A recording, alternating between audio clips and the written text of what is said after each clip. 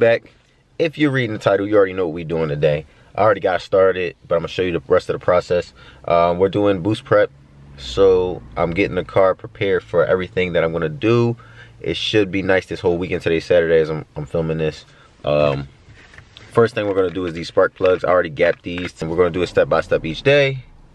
And then we'll probably, maybe I'll do the cooling today too. Cooling is pretty much the hardest part, but we'll see. So let me show you what I'm doing. Alright, so we already got everything off. We're already doing the spark plugs on this side.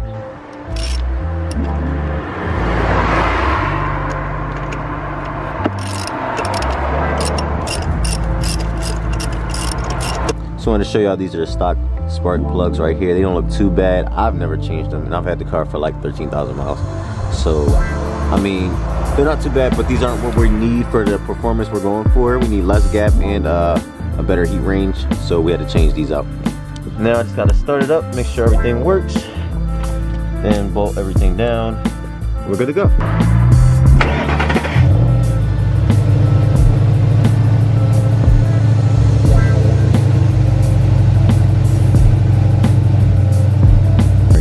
That's why it's idling high. It's a little cold outside. Started it's probably at like 80 degrees or something like that. Once it gets to operating temps, like 180, I think it is, or something like that, 160, the idle should be going. So.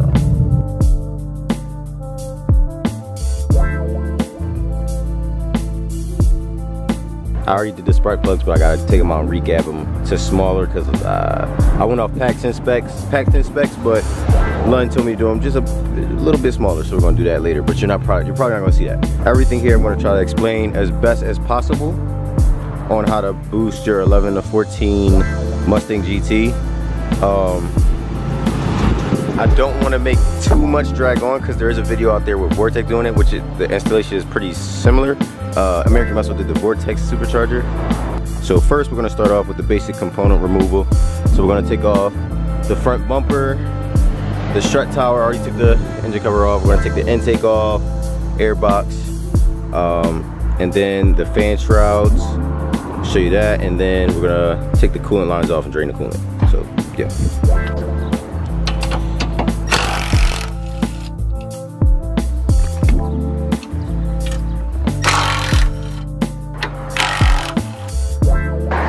Lift it up.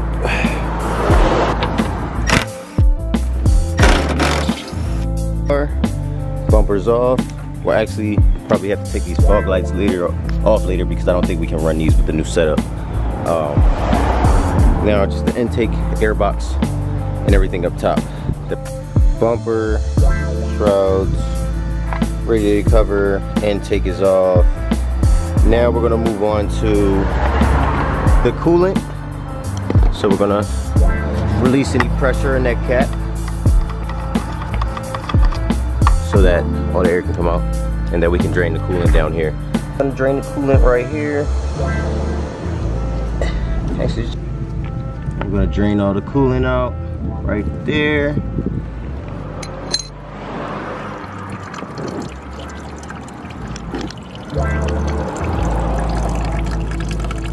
You just want to drain enough coolant to empty out the reservoir up top, because now you're gonna take these off. So, use some pliers. You're gonna take these hoses off.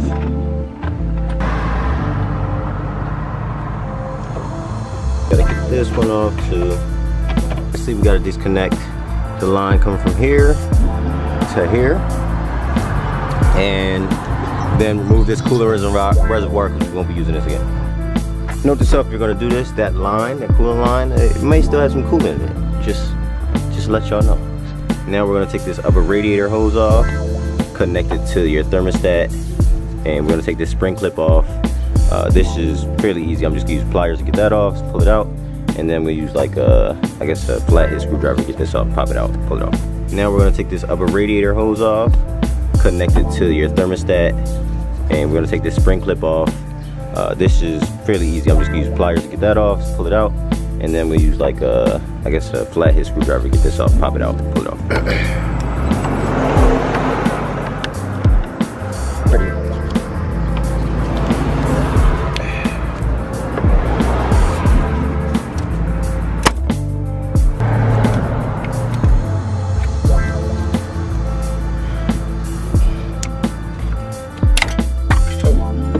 It'll be alright.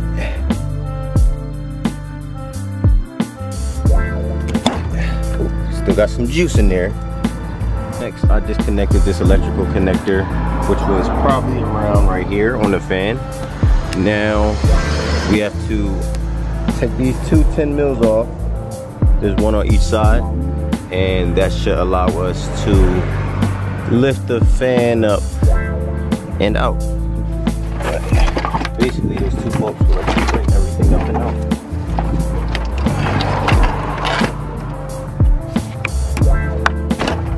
There we go. We're gonna take this out and we're gonna modify this later. Female on the ratchet and turn the tensioner pulley counterclockwise to unleash the tension on the belt, and then we're gonna take this belt off, and then we're gonna take the throttle body off.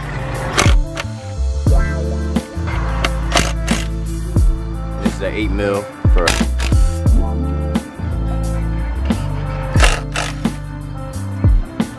tensioner pulley the other way, 15 mil on the ratchet. Hopefully it doesn't have too much trouble now with the tension out. Go ahead. Got the new belt out. You do have to take this Y off of the thermostat housing, this Y clamp, I guess you could call it. We're gonna have to cut this. We're gonna cut this with a Dremel, and we're gonna put a supply clamp that they give on there. Then we're gonna put this number 28 clamp on there, and like I said, put it back on. Recording for a second because I had to do some cutting and stuff. Basically, this is your upper radiator hose that you took off from the radiator earlier. There's two steel pipes that you have to insert. You have to cut these in half first off. You have to cut these. You have to cut the clamp off of this, then add a 28 clamp, two 28 clamps, add a steel pipe in here. This cut's a little messed up, but it'll be all right. And then with this, you have to add the bending pipe. This will go back onto the radiator housing like this, like so that this points towards the driver's side. And then, so as you can see, got everything right. I hope this is the correct orientation. The quick clamp, this quick disconnect clamp right there on that side. Radiator hose there. Everything's rerouted to connect here with the steel tubing in the middle. We're gonna start, so get your new air dams, I think they're called. You're gonna place them in like this. Time to cut with your Dremel. All I got is a pin, so this is the best I could do. You're gonna trace an outline, and then you're gonna cut it out with the Dremel, and then I'm gonna show you the next step. All right, we're inside today because it's a little bit, it's raining outside. Day 2 of the install. So there's a couple things I did that you guys didn't see.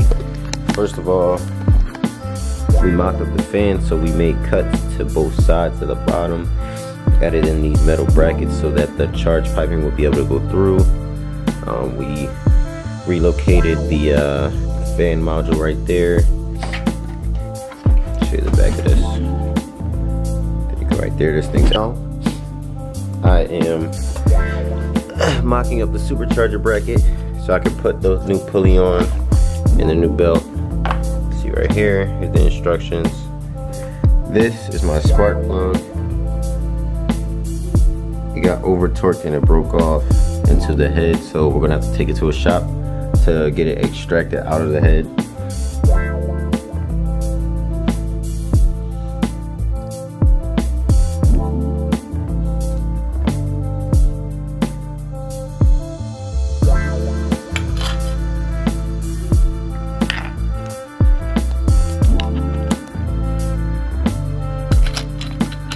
And just like that, voila, everything is assembled the way it's supposed to be. First, we gotta put these head studs into the engine cover, and then put this on. Next, we have to put these here studs that come on the mounting bracket into the holes that we previously took out engine bolts of. We took this one out here, there, right above this belt, and then the one right over here out. So those three right there. And you're gonna put a little bit of blue thread locker on it, medium thread locker. You're gonna leave 6 inches of stud, so that way you can mount the brackets on. You don't wanna bottom these out, and then you gotta try to get them out with this here, and it's gonna be a bad time. So make sure.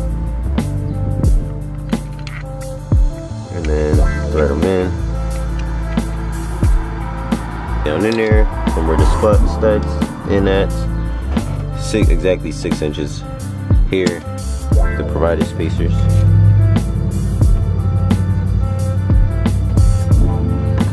Right there.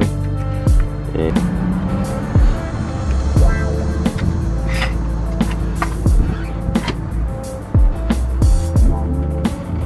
we now have the mounting bracket on. We have to still reroute the belt and tighten everything down. We're not going to tighten it down all the way, but you see everything fits the way it should be. Everything's on tight. Oh, let me make sure this is in for the studs. To leave some room for the studs on the end. In fact, let's put those on. Let's cap those off now.